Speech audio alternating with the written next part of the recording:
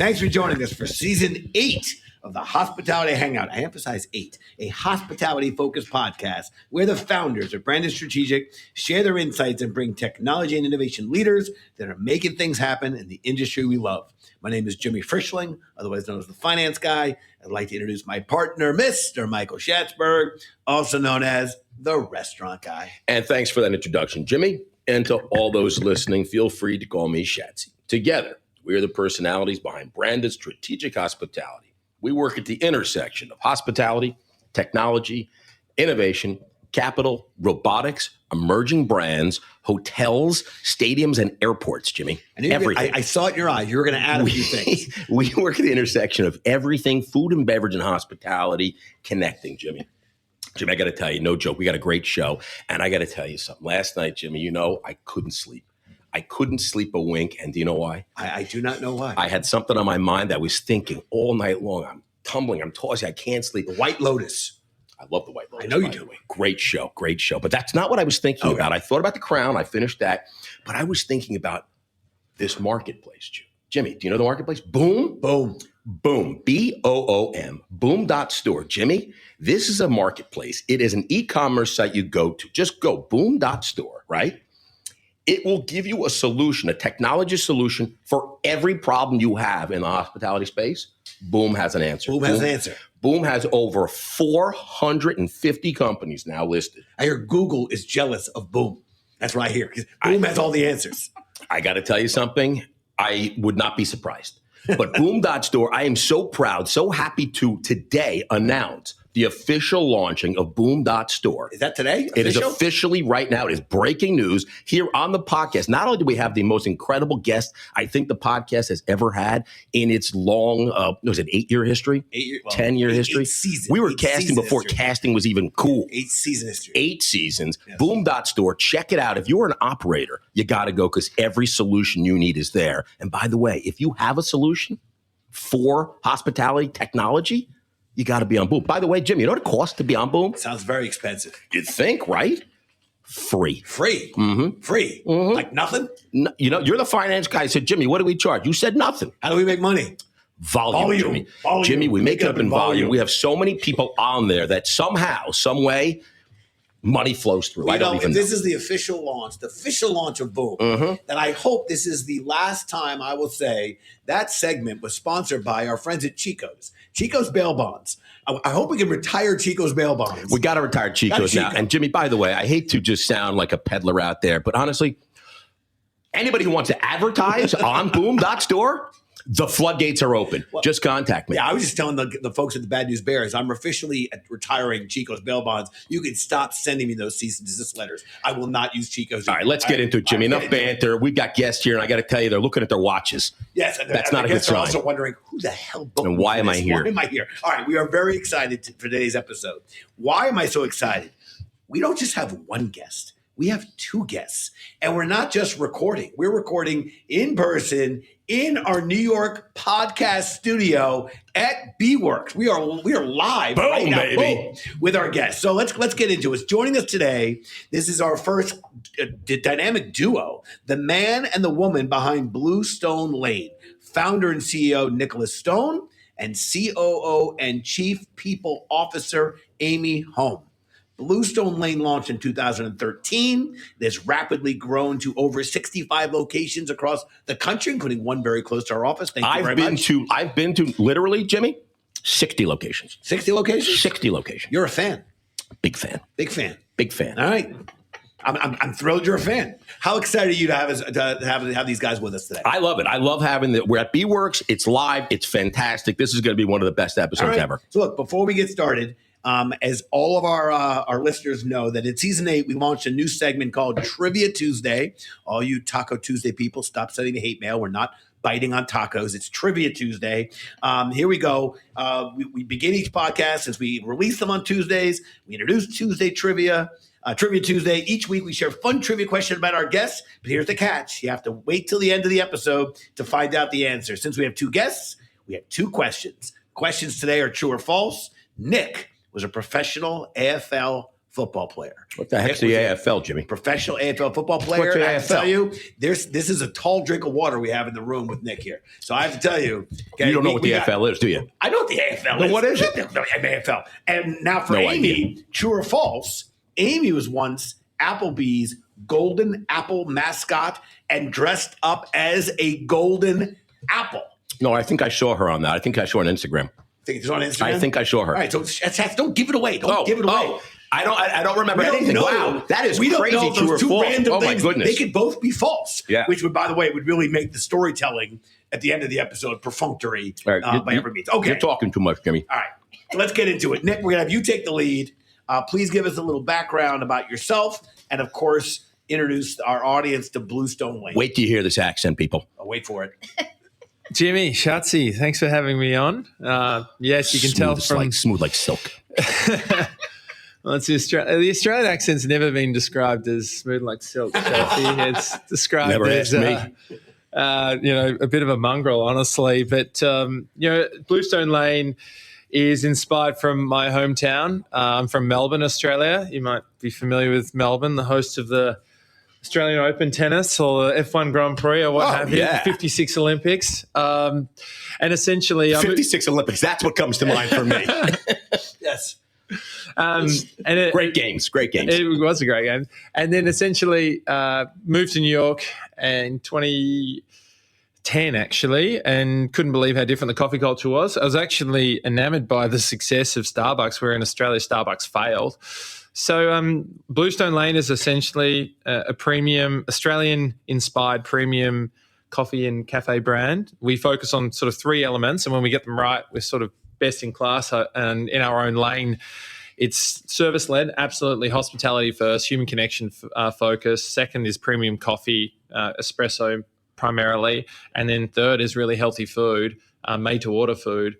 And, we're in a little bit of our own lane, given that a lot of premium coffee shops... Is that Bluestone Lane? Is that the idea behind Bluestone Lane? No, that's a convenient connection, actually. I thought that was nice of me. It is. They're very nice. Lane, Bluestone Lane. That was such a valuable contribution. I'm surprised it came from you. Killing it today. I'm sorry. Keep going.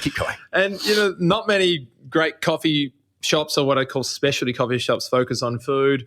You get lots of places where you have great breakfast and lunch, but the coffee's pretty ordinary. But to be service-led and hospitality focused, which is the most critical thing, because in Australia, without the big chains where there's no Starbucks, there's no Dunkin', there's no Pete's, there's no Costa Coffee, there's no Tim Hortons. Really, the largest chain is McCafe. Do you know where McCafe originated from? Australia, Melbourne. You're exactly right, Schatzy. You've been listening to that. 1956, I was there. Beautiful coffee.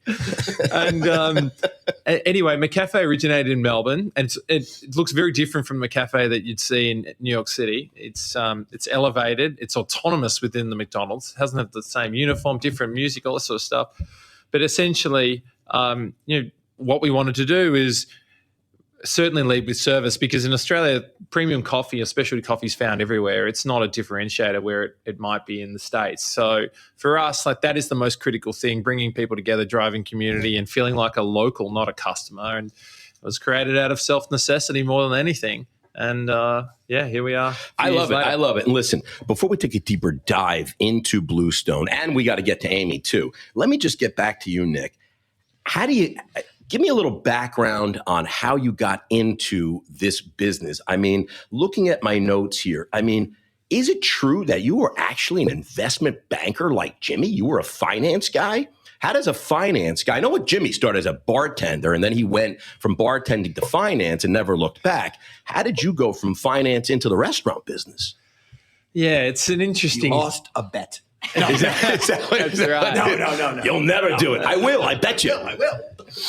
It's a very interesting question, one that I ask myself quite frequently. Still asking actually. himself 65 stores later. And certainly during COVID, my father was his words. I was right, Nick. You should have stuck with banking. But I knew there was going to be a pandemic. Yeah, I knew I'd be right eventually. Yeah. Listen, I created out of self-necessity. The first Bluestone was in Midtown East. I worked at 270 Park Avenue in JP Morgan building, and I just thought I needed. What we used to do in banking is we'd leave the office twice. We'd start in the morning all together, and then we'd go in the afternoon, because we never knew what time we'd go home at night. So it was that daily ritual that was really important to us in Australia. And I wanted the same thing here, and I just couldn't find a place where I'd walk in and feel like a local, where they knew my name, face, and order. So it all sort of originated from that, and I was certainly inspired by the opportunity to scale something and to translate something that I'm really proud of, the Australian sort of coffee culture, which is quite renowned, and essentially started with one. Then So wait, you started while you were a banker? yeah. So in fact, he couldn't find a place to get for those out of office experiences. Which I got to tell you, when you get to leave the office twice a day, you want that coffee, you want that experience. He's like, I can't find it, I'm going to make it. Look at that, bam, boom. That is awesome. Yeah, that's exactly what happened. And in fact, I didn't leave finance until we had 12 locations. So I was certainly hedging my bets. And I actually think that that's something I highly recommend to a lot of entrepreneurs is if you don't have to go all in. Going all in has a whole nother degree of externalities and challenges. It's not just simply, well, I'm going to close this off and go on.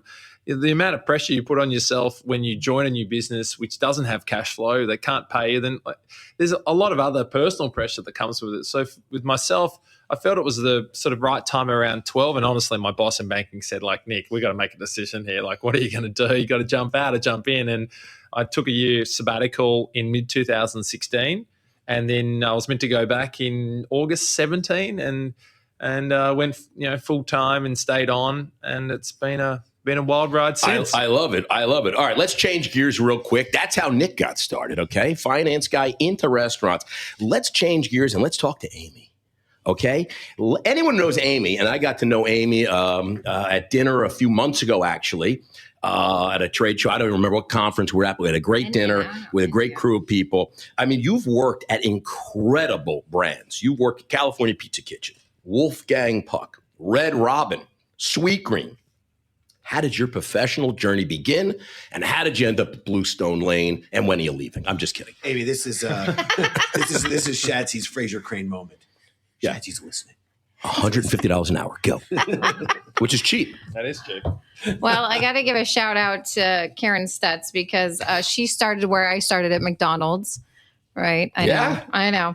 And so she started out like making burgers, I think. I think you said she started out creating the McMuffin and the nugget, right? She created the McMuffin. I'm pretty sure she invented the McMuffin. They wanted to call it the McCarran, and they went with for that. Yes, I did. And she wanted a car, so she wanted to get promoted to get a car. She wanted a car. Yes, thank you for that. But I've been very blessed to work for some great brands, and I met Nick on Easter last year, and I thought, man, I need to learn the Australian language. So I thought I should start here. Awesome, right? Yeah. And you sound a little Australian now. I'm working on it. Yeah, I'm working on working. it. Growing up from St. Louis to going to Australia is much. I love it. Big journey. But listen, Bluestone Lane's a sexy brand. When you walk around New York and you get a cup of coffee and you got a Bluestone, like you're somebody. So, and I hadn't done coffee before or these cafes. So, love it. You walk in, it's all about hospitality. But it's been a good partnership with Nick, so I've enjoyed it. But yeah, going from McDonald's to the big food journey, bartending, I was working at McDonald's and candy striping at the same time. So it's been super fun. Wow. Yeah. McDonald's candy striping. Those uniforms have a lot in common. 100%. Okay, listen. I think Nick kind of set the table. But let me just reiterate for any listener who's thinking that Bluestone, it's just another coffee shop. Think again, my friends. What separates Bluestone, and Amy has said it, Nick has said it already on the show, is they lead with hospitality and their ability to connect with their locals. I'm using the word local with a lot of intentionality and purpose. Bluestone doesn't have guests. They have locals. We've seen and experienced and laughed over Starbucks misspelling of names and the memes of how names get butchered when your coffee is ready. My name, Jimmy. How hard is it to get Jimmy? Jim. They put the syllabus on the wrong emphasis. But at I don't even know what Jimmy just said. I have no idea. Was it Syllabus and syllabus? Emphasis on the syllable, emphasis, syllabus. When you put the wrong emphasis on the wrong syllabus. Who is Jimmy? But you don't have that problem over at Bluestone. In fact, it's the opposite. You can count on your local barista not just to know your name, but to recognize you when you walk in the door. Nick, can you tell us, because this doesn't happen accidentally, what can you tell us about this philosophy? Well, it's a great point, Jimmy, and it's exactly why Bluestone was created. You know, I didn't have this deep need to learn how to be a barista or to make coffee. In fact, like I only started drinking coffee when I was about 26.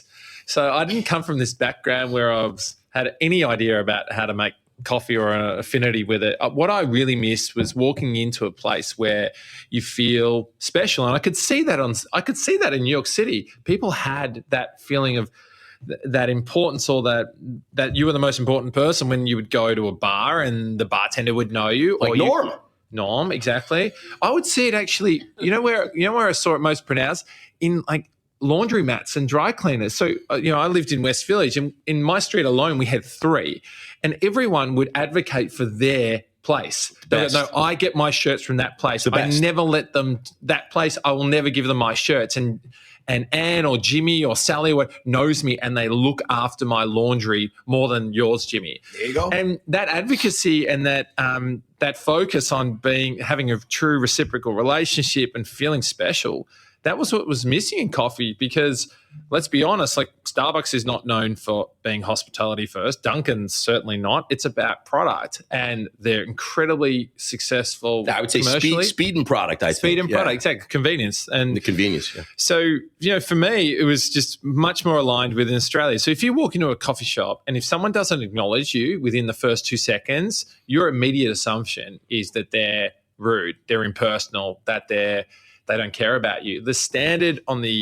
being a good person, being a good mate is so high and elevated. And that's what I thought that was missing here. And I just wanted to walk in and genuinely be recognized and feel like I'm part of the community, not just someone that's being shoveled a product that's not made with any sort of personalization. No. Yeah, no, that's awesome.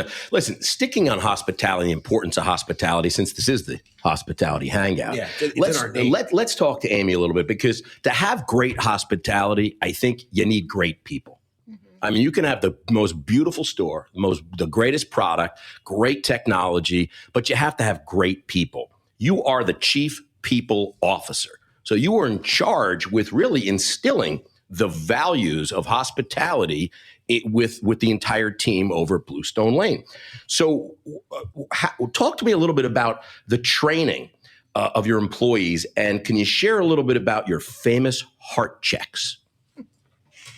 Absolutely. So we are all about putting our locals first, but I think it's very fundamental in our industry to make sure that our teammates, our team members are first. So we take care of them first, make sure that, especially during COVID and what's been going on, their mental health is great. And one of the ways we do that is through heart checks. So I know that I've left this market a couple different companies. They still continue to do it, but it's just, like, Schatzy, how are you feeling today? Do they steal your name? Are they using heart check? No, but I should have licensed it. Because that's like trademark. That should be your name. I should have licensed it. It needs to be heart check by Amy. So let's do one. All right, Jimmy, on a scale from 1 to 5, 5 being great, how are you feeling today? Like, how do you love your job? What's going on in your life? How are you feeling? Man, I wish you would ask me yesterday. He was so happy yesterday. But you know what? I will tell you this. And this goes back to where Nick's background as a banker, my background as a banker. I really do love my job every day. Mm-hmm. I feel this is a cerebral sport that I feel fortunate to play every day. I get to go play because I love this asset class of the people. It's the people he works with he doesn't like. So no, just the guy sitting next to him. So right now, So right now, I'm a solid 4+. I love that because again, every day I get up and I get to come play this cerebral sport. Yeah. So we ask the team that, we see how they're doing. If I'm a 5, thanks for asking. I wasn't worried about you, okay. But if you do if you're like a 2 or a 3, and we're in a larger setting, I'll hang up the phone and call you and check on you and say, tell me what's going on, and maybe something happened to them personally, and maybe they just need to talk to somebody about work, and I think it's a retention tool for the team, but it keeps us close. So.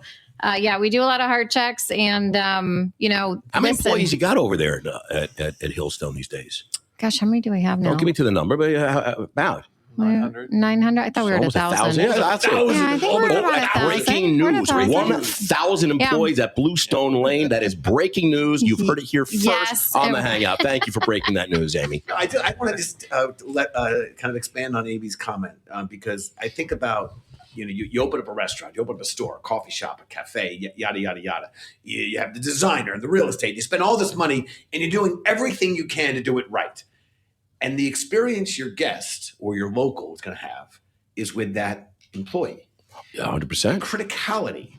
We call them teammates in Australia. Teammates. Yeah. So mates. to me, Mates. that relationship, and I think Danny Meyer does as good a job as anyone articulating the importance of engaging with your teammates because they're the ones who represent your brand to your locals. If they're happy, the locals are happy. So that's where it comes from. I think we all know. All right. I want to dive a little bit deeper into Bluestone's business model and how it translates into the life cycle of your customers or your locals. Nick, you have two models. You have the coffee shops and you have the cafes. And his wife. Two model. What? Okay. His wife's a model. Okay, then you have three models. I don't know that for sure. I just figured you were saying you got two models. She is, but she's more beautiful inside, I have to say. Okay. I love Zan. The coffee shops, you have the cafes. And Beautiful inside and out. Look at this guy. Of course he has a model wife. Chachi's taking us down an uncharted path. Okay, ideally. It's like therapy, Schatzy. I like it. Ideally, you capture a new local that grabs coffee at your local coffee shop. And on the way to work in the morning, when they need that afternoon pick-me-up to get through the midday, hump, eventually that individual may move to the suburbs, start a family of their own. And while they still stop by for their weekday coffee, now their weekend routines involve a family visit for breakfast or lunch at one of your cafes. So my question is, was this the strategy from the start? Or did your brand naturally evolve as your locals evolve? And do you expect your customer base to continue to evolve? So there's a lot to unpack there. Oh, it's very well researched, Jimmy, because you've sort of answered your own question to a degree. He does that a lot. I do that a lot. So, no, listen, you're spot on. The plan was always about having this hub and spoke model where a hub would be a cafe, which is a more broader, imaginatory, sort of larger scale format, which is more orientated around being a destination where people would come with others. 90% of our transactions that are dine-in at cafes are two or more people. It's a place where we facilitate that connection and lead with a bigger sort of hospitality program.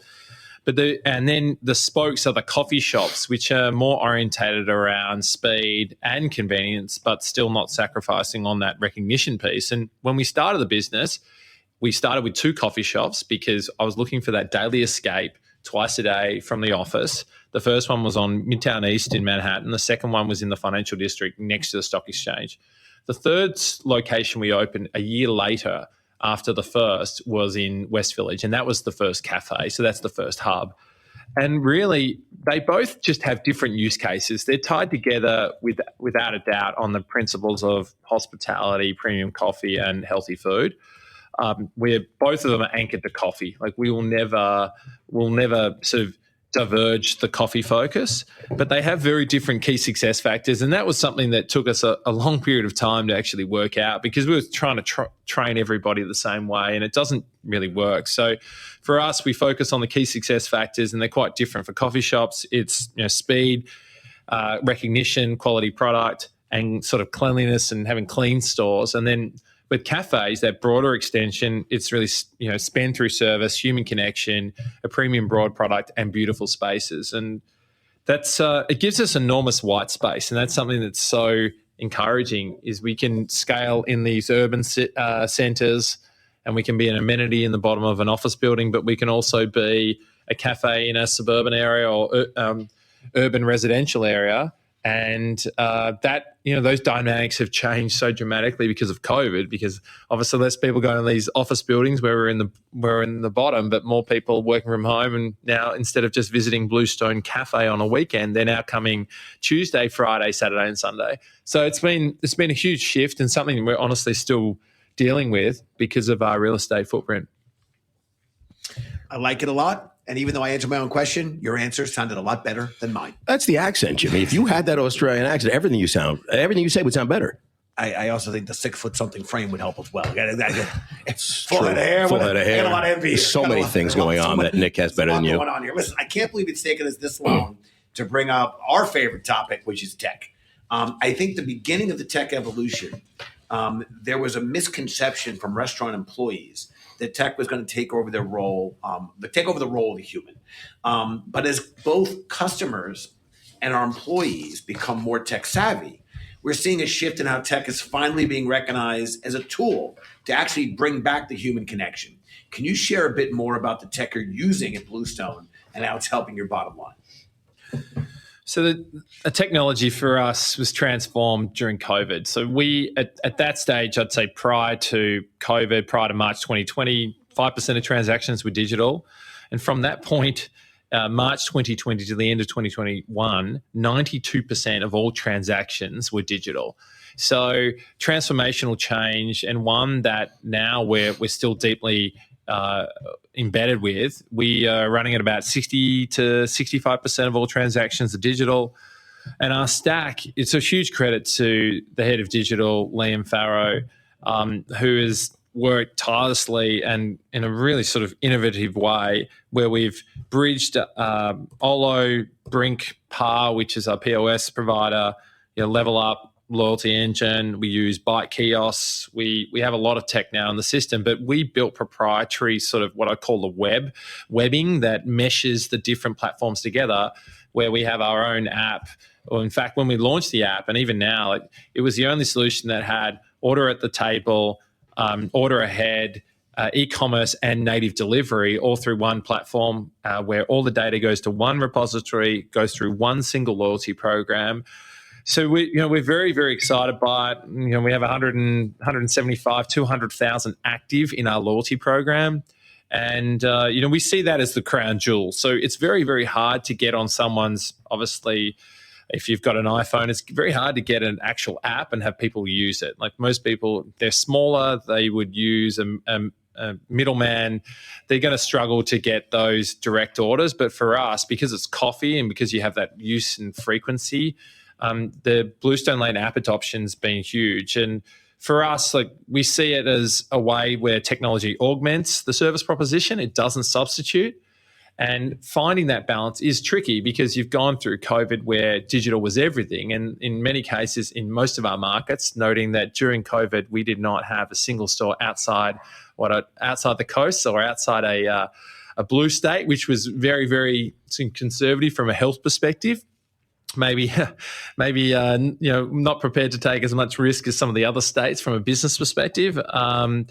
And so it just meant that we had to use digital. It was embraced, but now people are finding that balance between they love the engagement with our teammates, and we're still navigating that transition.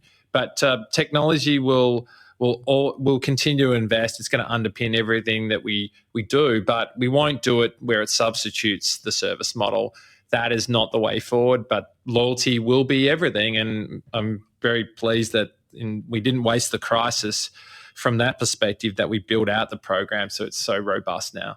I love it. And I got to tell you, you mentioned a couple of our partners, so it makes me even feel better. Hey, listen, let me switch gears a little bit because Jimmy and Nick, you're talking too much, and I got to get Amy involved here. Let's talk about coolness and the coolness factor. People walk around with certain brands. People shop at certain places because they want to feel cool. They want to look cool.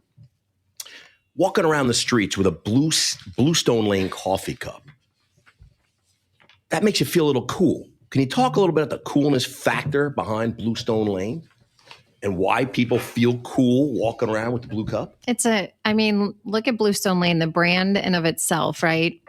It's best in class for sure. And I immediately think of Nick's crazy accent. Yeah. You feel like you're having a moment in Australia. Yes. Yeah. Yeah. And people look at me like, he's cool. He's probably Australian. But it's the best coffee at this same, it really is the best coffee. I think it's fantastic. And you mentioned something earlier. I just wanted to say the food, it's not this whole microwavable thing. No, it's really like I honestly don't. I think everyone needs to try our food. The avocado smash, we put it on the map. We've won awards for it in New York. We've also won awards for our beautiful spaces, They're so gorgeous. They're clean. But our food is the best that I've worked in for sure. It's just, they're clean amazing. And cool. They're just cool. Yeah.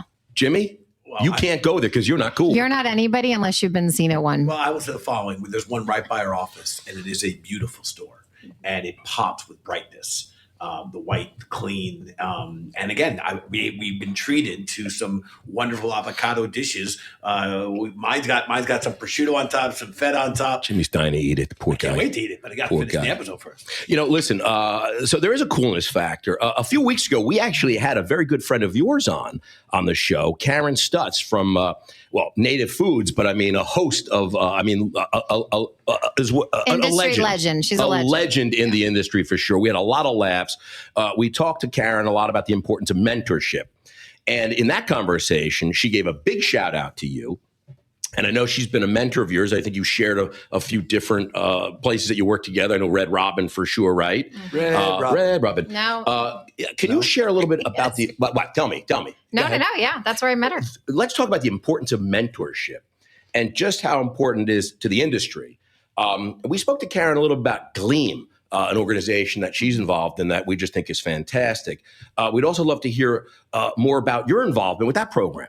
Yeah. So Karen, yes. And I don't remember what Gleam stood for. She told me, but it was very cool. So Karen's bar none one of the best in the industry. I think everybody in this industry to really be successful has to have ambassadors, advocates, and mentors. I don't think any of us can get anywhere on our own. So been very, very, very fortunate to have people like Karen Stutz, Denny Post, which is the reason why I'm at Bluestone Lane, as an advocate. And so we started, one of the things that's missing in the industry is that the emerging leaders do not have access to people like Nick or like Schatzi or like Jimmy. And if they want to go to a conference, like I've met some of you at, they can't afford it. It's thousands of dollars. So what we decided to do over a glass of wine one night was to start a program called LEAD. And so it was for emerging leaders. It was pretty free. I think we charged $20. I got a lot of people to donate spaces. And then we put together a little committee from all the different brands that I've worked at, along with Karen. And therefore, we started having these conferences. We held our first one in LA. Then we moved to Denver. And we had really great speakers and we had huge turnout. So clearly there's a need in the industry for the emerging leaders. And listen, we need to bring sexy back to our industry. It lost a little bit along the way during COVID. And so did a really great job with all of that, had a lot of volunteers. And now it lives under Gleam, which, now has a board, a lot more. It's very much about mentorship and it is accessible. So big supporter, big shout out to Gleam and the team. And of course, the starters, it started it from LEAD. I like all that. I love it. Jimbo? It's not every podcast I get to bring up Justin Timberlake, but if we're going to bring sexy back, then I get to bring up Justin Timberlake. By the way, Justin your Timberlake podcast. Do whatever you want. Is on my wife's list. Top 5 laminated. Justin Timberlake on the list. Really? Yep, shocking, Jimmy. Brad Pitt's on the list. What if George Clooney's on the list? Clooney's on the list. What about Brad Pitt? Brad Pitt's on the list. I got to tell you, I see a trend here. Yes. Very attractive celebrities. And taller and fitter than Who would know? Who would think that? Who would think? Listen, while it turns out. How's she married to you? Yeah, she's asleep at the wheel when that one happened. Okay. By the way, it's good for me. I'm overachieving. I always want to overachieve. Who wants to You are overachieving. She's underachieving. I'm overachieving. All right. Turns out when we started this podcast, we like talking to people. We liked asking some questions. But along the way, found out sometimes our guests, they have a question for us. So we created Talking Back. We give our guests a chance to ask us questions. As we like to say, nothing is off the table. Nick, Amy, the microphone is yours. Oh boy. Well, I guess given that Jimmy and Schatzi, you're the pros in this game, and you've been around. It's not your first rodeo. I guess what I'm interested in is what's going to happen next year. We launched the business in 2013. We've had this really strong economic growth sort of backdrop. We've had a lot of tailwinds, and yes, obviously COVID was an existential shock, but then there was liquidity, unrelenting, an unprecedented amount of liquidity injected into the system and a lot of support. 2013, that liquidity's evaporating. It's coming out of the system. We just went to RFDC. It was certainly a lot different from the last time I went to RFDC, which was in 2019. Mm-hmm. What do you think's going to happen to the industry? Let's focus on the major markets, and how do you think hospitality businesses are going to How are they going to survive? How are they going to do well? Who do you think the winners are? And any sort of comments around that? It's a big open question. Fantastic question. It's a great question. You want to take the shot? You want me to jump in? I mean, I'll take the first shot, Jimmy. I always do, and then you follow up with a much better answer. I got to tell you something. Certainly, there's a lot of headwinds out there, without a doubt. And I don't have to go through them all, but there's certainly a lot of headwinds out there. However, I will say, as my dad always said, there's always plenty of business to be had no matter what's going on. Any time of any economic environment, there's always a lot of business. And I will say everyone has to eat and they all have to drink. So I think there will be money shifted around. So people that were spending money at perhaps a super high end may now shift to a lower tier. People that were spending at a lower tier maybe going just a little bit lower in that kind of thing. So money will be shifted around, but I think the total addressable market for people eating and drinking isn't going to change. So plenty of business. I think good business models, good products are good. They stay good. And I think that good operators, watching their costs, watching their bottom line, making sure that they're doing all the right things, I think will fare out extremely well over the Q1 and Q2 and into the end of 23. There will be definite challenges, but again, good is good, and everyone needs to eat and drink. And so I think if there are struggling brands out there today, they will continue to struggle and may not make it. And the brands that are doing well today, I think will continue to do well, maybe a little bit less well, but they'll do fine. Jimbo, take that and put that into financial terms for me, please. Sure. I think that answer was very nice. Yeah. Not thrilling, but nice. It was nice. It was nice. Nice. It was safe. Very safe. Very safe. Good is good. Here's my expectation. At the end of 23, here's what we're going to be talking about. It just happened. We're going to talk about the consolidation that happened in the industry. We're going to talk about your banking DNA and my own is going to be put to the test because it is going to be a year of roll-ups, of cap markets activity, and specifically acquisitions. I think on the technology side, there has been an explosion of tech. I still think we're in the early innings, but there is going to be a roll-up and consolidation in the market because at the end of the day, operators don't want to have 12 or 20 or 30 tech vendors. They'd love to have a one single technology do everything. That's not going to happen either.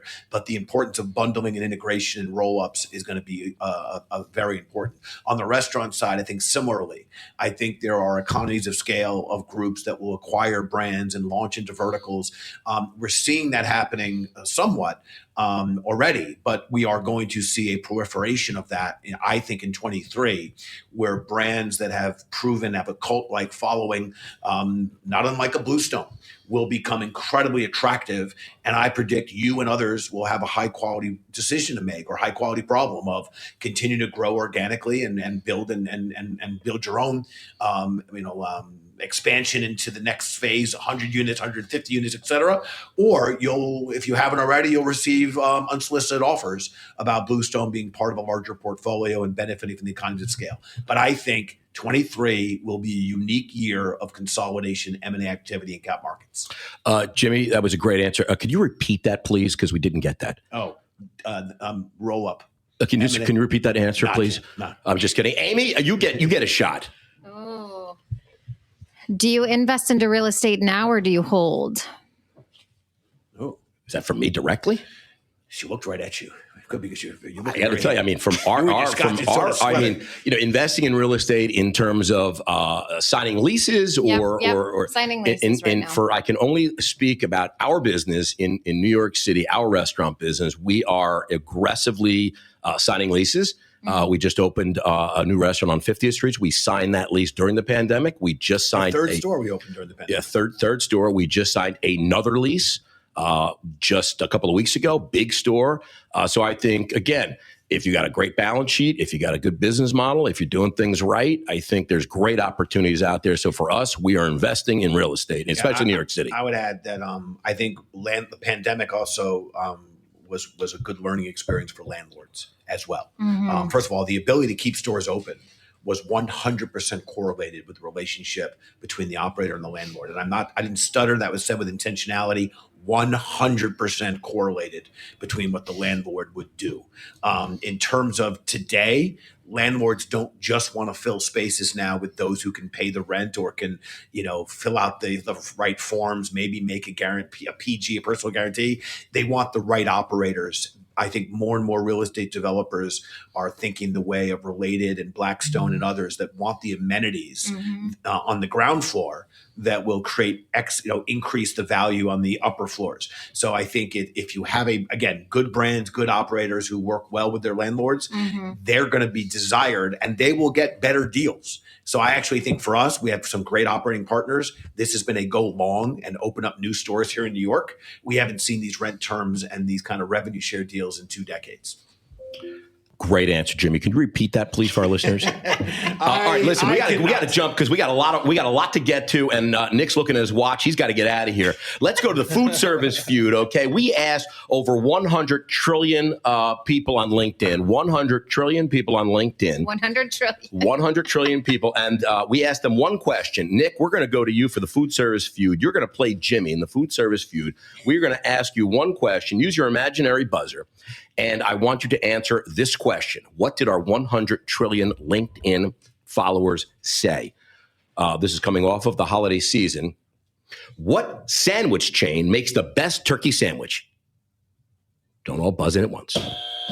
Jimmy. Panera. No. You can steal it. Nick. Subway. No. I guess nobody gets turkey sandwiches out there. All right, Jimmy, go again. I'm going again. Buzz in. You got to buzz in. Jimmy. Jersey Mike's. Jersey Mike's is number 1 on the board. Yes, Jimmy. Nice job. I should have said Jersey Mike's at the Jersey start. Mike's was number 1 on the best turkey sandwich, best chain turkey sandwich. Number 2 was Capriati's. Number 3, Capriati. Firestone Subs.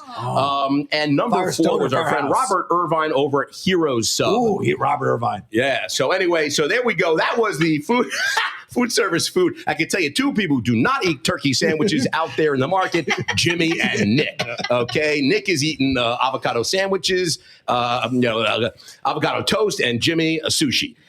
So our next question will be, anyway, we talked about trivia earlier, Jimmy. Let's get to the trivia question or trivia answer. Yes.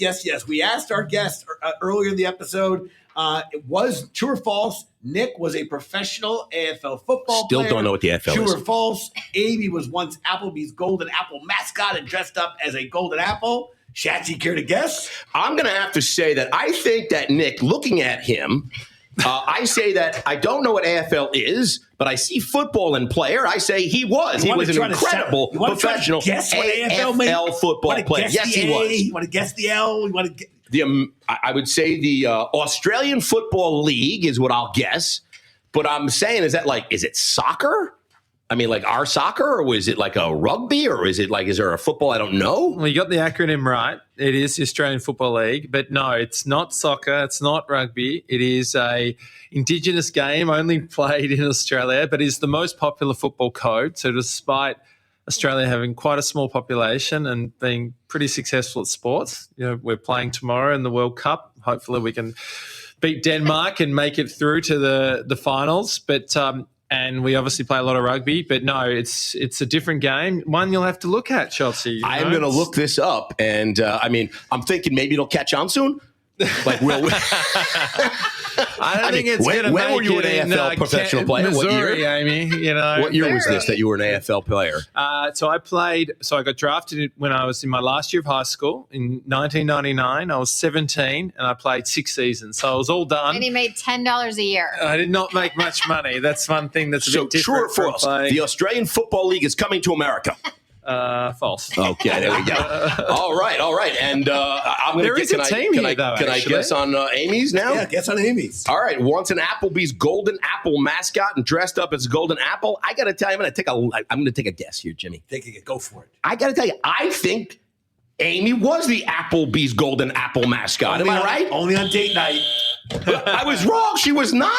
Now I have dressed up in the red Robin, red bird suit quite a few times for charity, which is a good little suit to be in. So you were Somebody Red knows who you Robin are. Bird. I was a Red Robin Bird. Someone was false. I was a Red Robin Bird. They tricked Red us. Robin I Bird see. all the way. So it was Red false. Robin All Bird. about Red Robin. Yeah. All right. Listen, we got a last segment. All right, Jimmy. Last segment. We got the branded quickfire. This is honestly the greatest segment in all of podcast history. This is up there with Joe Rogan and his 50 billion listeners. The branded quickfire. I am going to ask Amy and Nick, each of you, one question at a time. Please give me the first answer comes to mind. Are you ready for the branded quickfire? B-Works Live Edition. Let's do this. All right, Game on. Nick, you first. Favorite celebrity? I'm going to go with Margot Robbie. Margot Robbie. What do you I know, mean? it's- What? Robbie. On my Margot list. Robbie. On my laminated list. I mean, yeah, I agree. All right, Amy, favorite celebrity? 100% Dolly Parton, and everybody that knows me knows that. A 100%. national treasure. She Yeah. is She's a I treasure. agree. I agree. has Nick, you're never said a bad disgusting. word You're about disgusting. anybody. Best businesswoman. She knows her. She National knows her treasure. Nick wins that contest. Yeah. stuff. Oh my gosh. Nick. I'm so disappointed. Where are you getting dinner from tonight? We're actually going to Where are we going? Dante tonight. Ooh. So Sounds in fancy. West Village. Sounds yes, hard- sounds Australia. like a hard They didn't reservation invite to us get to dinner, also. did they? Did they invite us to one of the restaurants? Well, I did invite don't you to think so. dinner, but you went to Dante. It's a very tough restaurant reservation to get Hot into. ticket to get into. Yeah, it's a hot ticket. Nick knows everybody. Amy, where are you going? Oh, you're going together. I'm going to. Yeah, we're going out as a team. Okay. What's your Nick favorite food city in the world? I actually think I'm going long Australia here, but with Margot Dante, I do believe Melbourne is an extraordinary food city. But for those who sort of haven't been there, you know, it's pretty hard to beat. Sort of Paris I've never or been, something. but there's like 6 restaurants, I understand. Yeah, we're.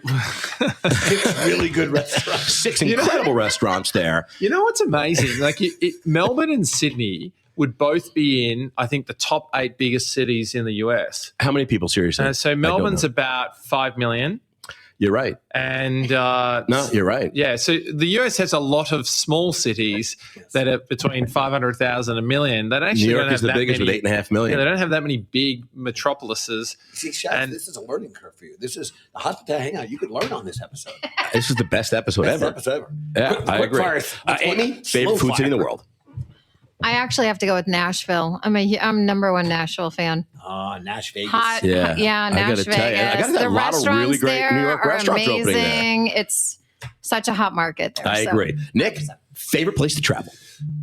If he says Australia again. Hvar, Croatia is my favorite place. It's in the Dalmatian coast. See, Schatz, you're probably not familiar with Also, Dalmatian he was coast also either. married. No, there. definitely Um, not. I know Dalmatian the dog, I think. Which Seen that. nothing to do with what Nick No, just said. it's one for the bucket list. That's for sure. Yeah, no, I have to go. I got to tell you, I think I saw a lot of Croatian Game of Thrones, I think. But I got to get there. Amy, same question. Athens, Santorini, that area. Can't go wrong with Greece. That I know. Greece, I know. All right, here we go. This is what always gets interesting. Nick, if you were to challenge Jimmy or I to a game of beer pong, who do you have better odds of beating? I think Jimmy, actually. Really? Yeah. I don't know why. Jimmy's so sad right now. Yeah. Well, I'm not sad. Nick is wrong, but I'm not sad. Have you ever seen Jimmy play beer pong? No, I haven't. Yeah. All right. We'll And look right Amy, now. same question. I don't know. I think we need to play to find that out. So We got to go we after should do a dinner tonight. challenge. There's a couple of beer pong Yeah, we places should. here in the city. You know what? Maybe they should cancel the reservation at Dante's. We'll take them to the to Spin. Is Spin Take still them to open? Is this episode sponsored by Spin? It could be Spin. Call us. Call All right, listen. me. Great quick fire. Awesome answers. Jimbo, take us home. These guys got to get out of here. They're Yes. opening stores. They're signing leases. They're making coffee. Let's get them out of here. Yes. Nick and Amy, want to thank you so much for joining us on the podcast today and for sharing all your insights. First and last time. And we really appreciate what you guys are doing, and you guys do have a really cool and sexy brand. Can I ask one more question, please? Sure. What's on the pipeline for 23? You asked about real estate. Do you guys have a lot of stores in the pipeline to open up in 23?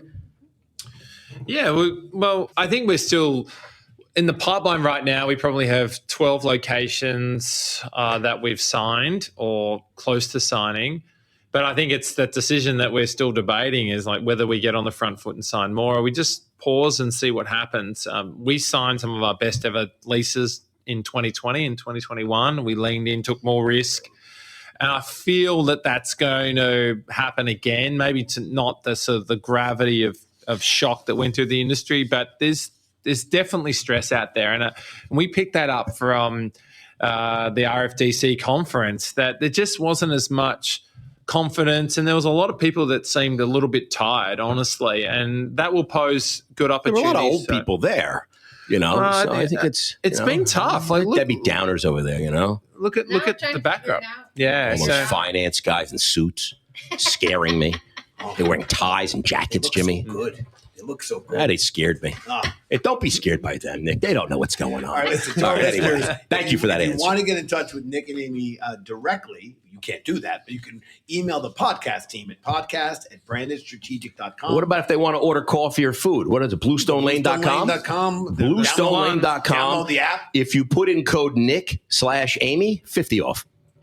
Coupon code. Yes. Nick. I know Nick. And you should put in Schatz's credit card. I'll give you the number. Okay, it's 555. I know Amy in the coupon code. You get 50 off. 50 off. Okay. Thank you for that. And to our listeners, we want to thank you so much. We wouldn't be able to be well into and concluding season 8 without your continued support. And we appreciate, Still looking for a sponsor. We know there are literally hundreds of thousands of podcasts out there. The fact that you guys continue to work and subscribe and grow our subscriber base is something we appreciate. I think we're more amazed by it, Jimmy. What's that? I think we're more amazed by it. We're amazed by it? Okay. Yeah. Listen, join us next week as we welcome our friend, Mr. R.J. Melman from Let Us Entertain You. I have to tell you, you can't throw a stick in Chicago. Why would anyone throw a stick in Chicago? I don't know. People are throwing a lot of things in Chicago. R.J. Melman, Let Us Entertain You. I love that ABBA concept, ABBA, whatever. I mean, they're open all over. I love that Mediterranean concept. You won't want to miss it. Let Us Entertain You crushes in Chicago. To Nick and Amy, with appreciation, we want to thank you for being here. Thank you so much for having us. Absolutely. So much. Thank you for the treats. We look forward to them. And this is Jimmy Frischling, your finance guy, signing off and passing it to my boy Schatzy to close us out. Hey, thanks, everybody. This is Schatzy, a.k.a. Restaurant Guy, signing off from the Hospitality Hangout. Thank you to our guests. Thanks, everybody. Ciao. Cheers. Thank you. Cheers. Ciao. I never say ciao. It was weird.